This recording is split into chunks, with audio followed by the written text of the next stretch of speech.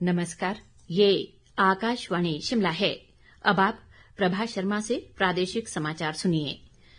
राज्यपाल शिव प्रताप शुक्ल ने कहा है कि प्रदेश में नशे के खिलाफ जागरूकता बढ़ी है, लेकिन सरकार को इसके प्रति और गंभीरता दिखानी होगी। राज्यपाल ने आज राजभवन शिमला में पत्रकारों से संवाद के दौरान कहा कि यदि सरकार अब भी नहीं जागी तो उड़ता पंजाब की तर्ज पर हिमाचल को उड़ता हिमाचल बनने में देर नहीं लगेगी। उन्होंने इस बात पर दुख जताया कि प्रदेश सरकार राज्य में एक भी नया नशा निवारण केंद्र नहीं खोल पाई है और वर्षों से अभी भी जगह की तलाश में है। राज्यपाल ने कहा कि उन्होंने सरकार को पत्र लिखकर जल्द नशा निवारण केंद्र खोलने की मांग की है। प्रदेश की सरकार को निश्चित रूप से आगे बढ़कर के रिहैब सेंटर खोलना चाहिए था, लेकिन जिसका भी बयान आता है वो यही आता है कि सिरमौर जिले में हम जमीन देख रहे हैं। हिमाचल प्रदेश में नशा बढ़ता जा रहा है। हम अगर आज नहीं करेंगे तो आज के 5 साल के बाद हमें जैसे उड़ता पंजाब हुआ था वैसे उड़ता हिमाचल हो जाएगा।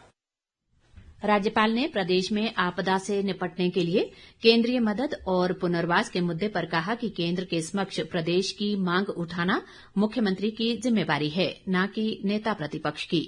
राज्यपाल ने कहा कि जब मुख्यमंत्री केंद्रीय गृह मंत्री से मिलने गए थे तो जयराम ठाकुर को भी साथ लेकर जाते।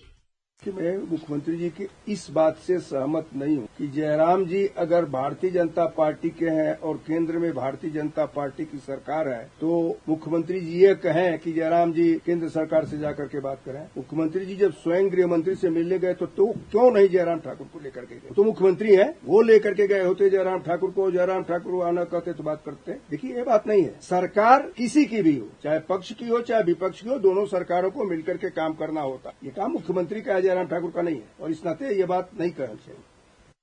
मंडी जिला के सरकाघाट उपमंडल के मसेरन के पास तरांगला में आज सुबह राज्य पथ परिवहन निगम की एक बस के खाई में गिरकर दुर्घटनाग्रस्त हो जाने से 7 लोगों की मौत हो गई और 22 अन्य घायल हैं। मृतकों में 4 महिलाएं और 3 पुरुष शामिल हैं।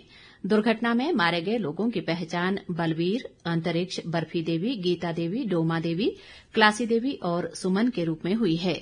बस में कुल 29 लोग सवार थे।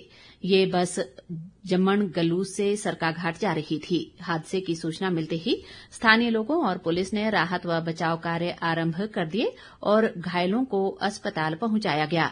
डीएसपी सरकाघाट संजीव धीमान ने बताया कि एक यात्री ने मौके पर ही दम तोड़ दिया, जबकि बाकी लोगों की अस्पताल ले जाते हुए मौत हुई। दुर्घटना के कारणों का पता नहीं चल पाया है। पुलिस ने मामला दर्ज कर जांच आरंभ कर दी है।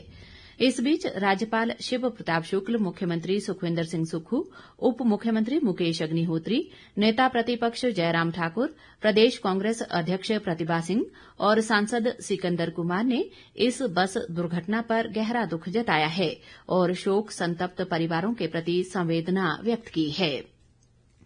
देश भर में आज आयकर दिवस मनाया जा रहा है। ये भारत के वित्तीय इतिहास में एक महत्वपूर्ण दिन है। ये दिवस देश के कर प्रशासन में विकास और एक सुव्यवस्थित तथा नागरिक केंद्रित प्रणाली के निर्माण के लिए सरकार के निरंतर प्रयासों को दर्शाता है। पिछले वित्तीय वर्ष में 9 करोड़ से अधिक आयकर रिटर्न दाखिल किए गए।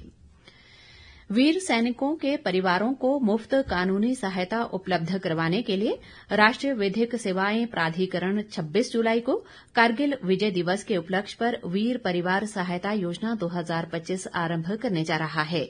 हमीरपुर जिला विधिक सेवाएं प्राधिकरण के सचिव व एडीएम कुलदीप शर्मा ने कहा कि नालसा के कार्यकारी अध्यक्ष 26 जुलाई को वीर परिवार सहायता योजना का शुभारंभ करेंगे।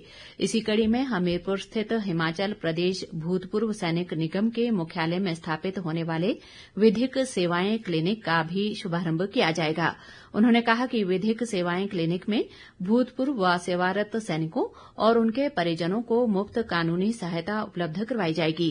इस क्लिनिक में प्राधिकरण के पैनल वकील और पैरा लीगल वॉलंटियर कानूनी मदद के लिए उपलब्ध होंगे। प्रदेश में मानसून की रफ्तार धीमी पड़ गई है और मौसम साफ होने से लोगों ने राहत की सांस ली है। राज्य में विभिन्न स्थानों पर भूस्खलन के कारण एक राष्ट्रीय उच्च मार्ग सहित 344 सड़कें अवरुद्ध हैं। इसी के साथ ये समाचार बुलेटिन समाप्त हुआ। हमारा अगला बुलेटिन आप सुन सकते हैं सायं 6 बजे। नमस्कार।